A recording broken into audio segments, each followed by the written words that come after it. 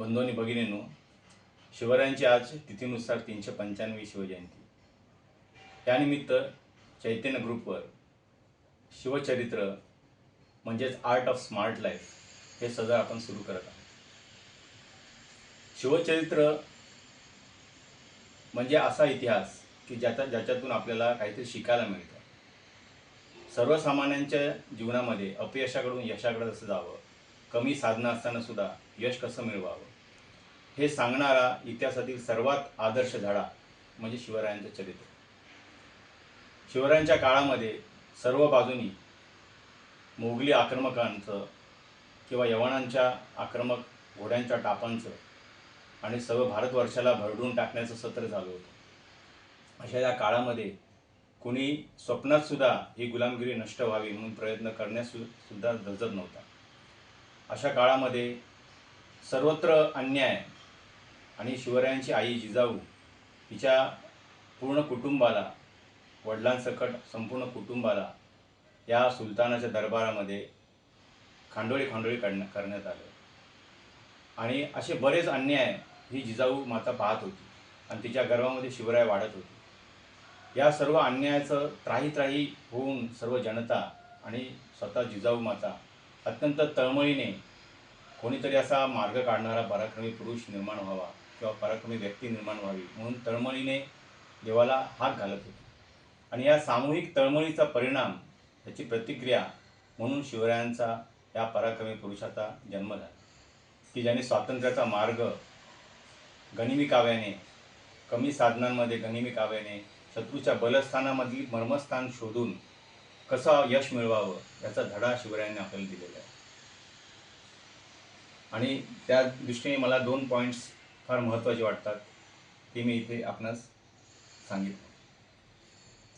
अत्यंत दुःखाच्या आणि नैराश्याच्या बिकट परिस्थितीमध्ये जेव्हा सर्व जनमानसं किंवा एखादी व्यक्ती एकवटलेल्या तळमळीने साथ घालते, तेव्हा त्याची प्रतिक्रिया म्हणून मार्ग काढणारा एखादा पराक्रमी व्यक्ती हा जन्माला येतो.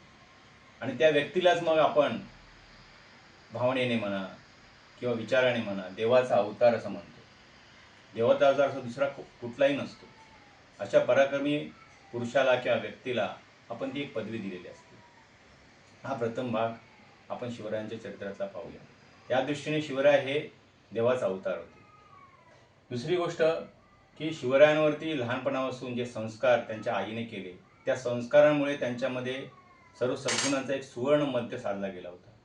ते सद्गुण 5 प्रकारचे सद्गुण त्यांच्यामध्ये होते. प्रथम म्हणजे आपल्या भारतीय संस्कृतीविषयी, आपल्या देशाविषयी, धर्माविषयी आणि आपल्या भूमीविषयी त्यांना कृतज्ञता एका बाजूने होती. पण केवळ कृतज्ञता उपकाराची जाणीव करून ते फक्त देवाचे भजन करत थांबले नाहीत, देवाचा जप करत थांबले नाहीत, तर त्यांनी वास्तवाचं भान, वास्तवता काय आहे याचं भान त्यांनी तिथे घेतलं होतं. या दोन्ही गुणांचा त्यांच्या ठिकाणी सुवर्ण मध्य साधला गेला होता. दुसरी गोष्ट, वास्तवतेचा त्यांनी स्वीकार केला आणि त्या वास्तवतेलाच कसा आकार द्यायचा. म्हणजे आपल्याकडे दऱ्याखोऱ्या होत्या, आपल्याकडे माणसं जी होती ती चिवट होती, पण गुलामगिरीला अधीन झाली होती. मग त्यांचा चिवटपणा आणि आपल्या दऱ्याखोऱ्यांमध्ये आपण गनिमी काव्याने लढू शकतो याचा त्यांनी स्वीकार करून त्याच परिस्थितीला त्यांनी आकार दिला. आपल्या जीवनात पहा ना, जेव्हा आपल्या जीवनामध्ये दुःख असतं, नैराश्य असतं, चारी बाजूने मार्ग आपले थांबलेले असतात, आपल्याकडे कमी साधनं असतात, तेव्हा आपण ज्या वास्तवतेचा स्वीकार करून त्या वास्तवतेलाच आकार दिला तर आपण यशस्वी होऊ शकतो. हे शिवरायांचं आपल्याला चरित्र शिकवत असतं. दुसरी गोष्ट श्रद्धा. श्रद्धा म्हणजे आपण वास्तवता स्वीकारून एक ध्येय ठरवलं आणि शिवरायांनी आपली मायभूमी गुलामगिरीतून मुक्त करावी हे ध्येय ठेवलं होतं लहानपणीच. आणि हे ध्येय साकार होणार तर ही देवाची इच्छा आहे हे त्यांची श्रद्धा होती. पण नुसत्या श्रद्धेवरती थांबले का? नाही, त्यांनी निर्धार केला किंवा आपली कुठली कर्तव्य आपण त्यासाठी पार पाडायची हा त्यांच्याकडे निर्धार होता.